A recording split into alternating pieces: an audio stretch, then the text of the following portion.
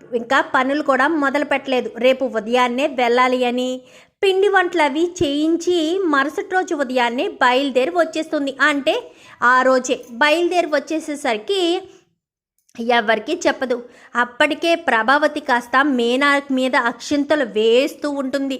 ఇంకా తిట్ల వర్షం కురిపిస్తూ ఉంటుంది. నీ వల్లేనే నువ్వు పేదరికంలో ఉంచి వచ్చి కోటీశ్వర్లైన కోడళ్ళు ఇంట్లోకి రావడం వల్ల నువ్వు చూసి వారవలేకపోతున్నావు. నీ కడుపు మంటతో కుళ్ళు బుద్ధితో నీ కళ్ళు వీళ్ళని చూసి దిష్టి పెట్టి నేను సంతోషంగా ఉండడం నువ్వు చూసి సంతోషించలేకపోతున్నావే అంటూ మాట్లాడేసరికి ప్రభ అంటూ గట్టిగా కేక వేస్తుంది సుశీలమ్మ. ఈవిడొచ్చిందేంటి ఇప్పుడు, ఈవిడిక్కడికి ఎందుకు వచ్చింది ఇప్పుడు అనుకుంటూనే రెండత్తయ్య రండి అనగానే ఏంటి ఏం మాట్లాడుతున్నావు మీనాని?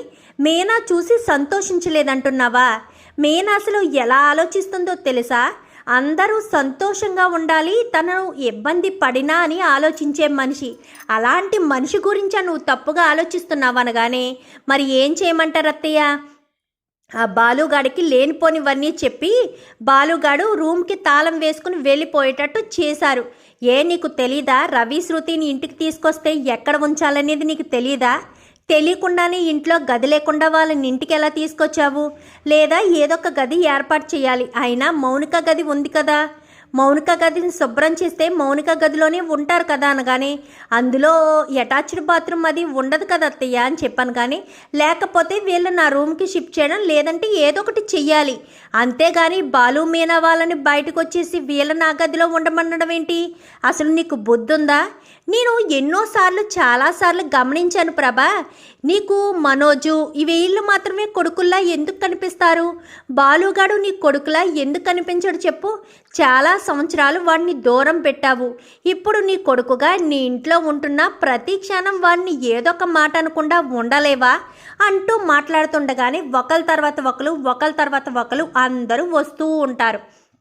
వచ్చేసరికి అది కాదత్తయ్య, కోటీశ్వర్లైన కోడళ్ళు ఇంటికి వచ్చారని మీనా కుళ్ళు బుద్ధితో చూస్తూ ఉండలేకపోతుంది.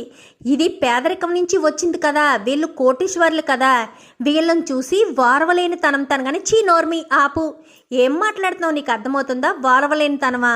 మీనా ఎప్పుడైనా అలా ప్రవర్తించిందా? ఒక్కసారి నీ మనస్సాక్షిని అడుగు. పోనీ నీ పెద్ద కోడలను అడుగు. చిన్న కోడలైతే ఇప్పుడిప్పుడే వచ్చింది. పెద్ద కోడలను అడుగు. ఎప్పుడైనా మీనా అలా ఎప్పుడైనా ప్రవర్తించిందా? ఎప్పుడైనా నువ్వు ఆలోచించినట్టుగా మీనా ఎప్పుడైనా వేరుగా ఆలోచించిందా? అందరూ నా వాళ్ళే, నాతోటే పాటు అందరూ సంతోషంగా ఉండాలనే కోరుకుంటుంది. ఏమ్మా రోహిణి, మీనా ఎప్పుడైనా స్వార్థంగా ఆలోచించిందా? వేరుగా చూసిందా? అందరినీ ఒకలానే కదా చూస్తుంది. ఉదయం లేచింది మొదలు రాత్రి పడుకునే వరకు ఇంటిల్లిపాదికి భోజనాలు వండడం అవన్నీ శుభ్రం చేసుకోవడం చేస్తుంది. మీలో ఎవరైనా మీనాకు సహాయం చేస్తారా? మీనా ఇది చేస్తుంది అది చేస్తుందని ఎప్పుడైనా ఇంత పని చేసిన పాపాన్ని పోయారా? ఎప్పుడు ఎంతమంది ఇంట్లో ఉన్నా కానీ అందరికీ మీనాయే వండి పెట్టడం. అలాంటిది మీనా స్వార్థ బుద్ధిగా ఆలోచిస్తుందా? కడుపు మంటతో ఆలోచిస్తుందా అనగానే ఏంటంటే ఏంటి గొడవ అని చెప్పనేసరికి ఏమీ లేదు శృతి, ఏమీ లేదు, ఇదేదో చిన్న గొడవలే అని చెప్పాను. కానీ ఏం గొడవ, ఏం జరుగుతుంది ఇక్కడ అంటూ బాలు వస్తాడు. ఒరే బాలు అని చెప్పాను. కానీ షీలా డార్లింగ్ ఎప్పుడొచ్చావని, కానీ నువ్వేంట్రా బుద్ధిహీనుల్లా తయారవుతున్నావు? రూమ్కి తాళం వేసావంట, నీకేమన్నా పిచ్చా ఏంటి? రవిగాడు పరాయివాడా? నీ సొంత తమ్ముడే కదా, నీ గదిలో అన్ని ఫెసిలిటీస్ ఉంటాయనే కదా నీ గదిలో మా వాళ్ళకి మొదటి రాత్రి ఏర్పాటు చేశారు. తాళం వేసుకుని మరీ వెళ్ళావంట అని చెప్పనేసరికి నేను తాళం వేసుకుని వెళ్ళకపోతే నాకంటూ గది కూడా లేకుండా మమ్మల్ని బయటికి గెంటేసేటట్టు ఉన్నారు అని చెప్పాను. కానీ ఎవర్రా నిన్ను బయటికి గెంటేసేది? మిమ్మల్ని బయటికి గెంటే హక్కు అధికారం ఎవరికీ లేదు అని చెప్పనేసరికి ఏంటత్తయ్య వాళ్ళకి మళ్ళీ మీరు లేనిపోని నూరు పోస్తున్నారా అని చెప్పాను. కానీ ఏంటి ప్రభా, నేను నూరు పోయడం ఏంటి? అసలు నువ్వు మాట్లాడే దాంట్లో అర్థం ఉందా? ఇప్పుడు వరకు బాలుకి మీనా నూరు పోసింది అని చెప్పావు, ఇప్పుడు నేను వచ్చాక మాట్లాడుతుంటే నేను నూరు పోసాను అని చెప్తున్నావా? ఏంటి సత్యం, నీ పెళ్ళానికి వయసు పెరిగే కొలది చాదస్తం బాగా పెరుగుతున్నట్టుంది. నోటికి ఎంత మాట వస్తే అంత మాట అనడమే, పెద్దంతరం చిన్నంతరం ఏమీ లేకుండా. అత్తగారనే గౌరవం లేదు, మర్యాద లేదు అనగానే ఈ మీనాకు ఉందా అని చెప్పనేసరికి ఏంటంటే మీనా గురించి మీరు మాట్లాడుతున్నారా? నేను ఇక్కడికి వచ్చింది 2 రోజులు కూడా పూర్తిగా కాకపోవచ్చు, కానీ ఒక్క రోజులోనే మీనాని నేను అబ్జర్వ్ చేశాను. మీనా కూడా నాకు అంతకు ముందు తెలుసు, కానీ మీనాని చాలా తప్పుగా అర్థం చేసుకుంటున్నారు అత్తయ్య, ఆంటీ మీరు. మీనా అందరితో పాటు సంతోషంగా ఉంటుంది. తన మనస్తత్వం నాకు నచ్చి తను నాకు సపోర్టుగా ఉంటుందనే ఇక్కడికి నేను ధైర్యంగా వచ్చాను. మీరు వెళ్ళి మా వాళ్ళతో మాట్లాడారని కాదు, నేను ఇక్కడికి వచ్చిందే మీనా కోసం, మీనా గురించే నేను ఇక్కడికి వచ్చాను అని చెప్పనేసరికి ఒక్కసారిగా ప్రభావతి షాక్ అవుతుంది. ఏంటి ప్రభా, ఏంటంటున్నావు? కోటీశ్వర్లైన కోడళ్ళు నీ ఇంటికి కోడళ్ళుగా వచ్చారు, సరే. ఒరే సత్యం, ఈ ఇల్లు ఎవరి పేరు మీద ఉందనగానే వాళ్ళ నాన్నే కదా ఇచ్చాడు కదమ్మా అని చెప్పనేసరికి, సరేరా, ఊళ్ళో ఉన్న పొలం ఇల్లు మొత్తం అన్నీ కూడా మీనా పేరు మీద రాసేస్తున్నాను నేను. ఎందుకంటే మిగిలిన కోడళ్ళు ఇద్దరు కోటీశ్వర్లని మీ ఆవిడ గొప్పగా చూస్తుంది కదా, మీనా కూడా అంతే. మీనా కూడా కోటీశ్వరాలకి సరి సమానమే. ఈ ఈ రోజు నుంచి కోడళ్ళిద్దరూ ఎలా అయితే ఉంటారో మీనా కూడా అలానే ఉండాలి. అర్థమవుతుందా అని చెప్పాను. కానీ ఇవి ఏం వద్దు శీలా డార్లింగ్, ఇన్ని గొడవలు జరుగుతుంటే మేము ఇంకిక్కడ ఉండము, మేము ఇంట్లోంచి వెళ్ళిపోతాము. ఇప్పుడే ఈ క్షణమే ఇంట్లోంచి వెళ్ళిపోతాం. పదమేనా, ఇక్కడ ఉండి నువ్వు మాటలు పడడం, ఇంట్లో వాళ్ళందరికీ వండి పెడుతున్నా కానీ నువ్వెందుకు మాటలు పడాలి, నువ్వెందుకు బాధపడాలి?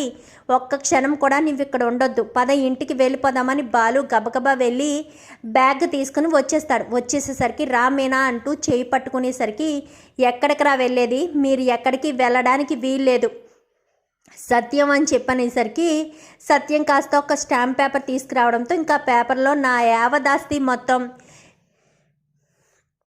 మీనా పేరు మీదకి రాసేస్తున్నాను అంటూ నార్మల్గా రాసిస్తుంది. ఇది కేవలం చేతి రాతలు అని అనుకుంటున్నావా ప్రభా?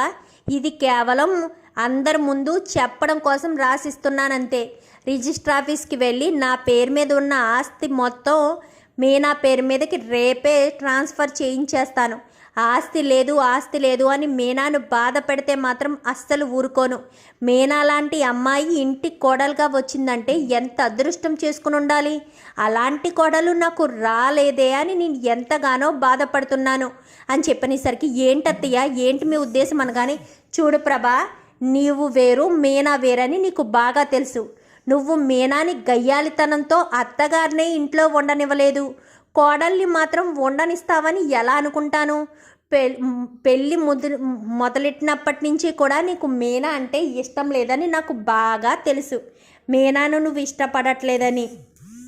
మీరిద్దరూ ఎక్కడికి వెళ్ళవలసిన అవసరం లేదురా. అయినా ఈ ఇల్లు మీ అమ్మదే కాదు, మీ నాన్న పేరు మీద కూడా ఉంది. మీ నాన్నకున్నది 3 కొడుకులు, 3 కోడళ్ళు. ముగ్గురికి ఇంట్లో సమాన హక్కు అవకాశాలు ఉంటాయి.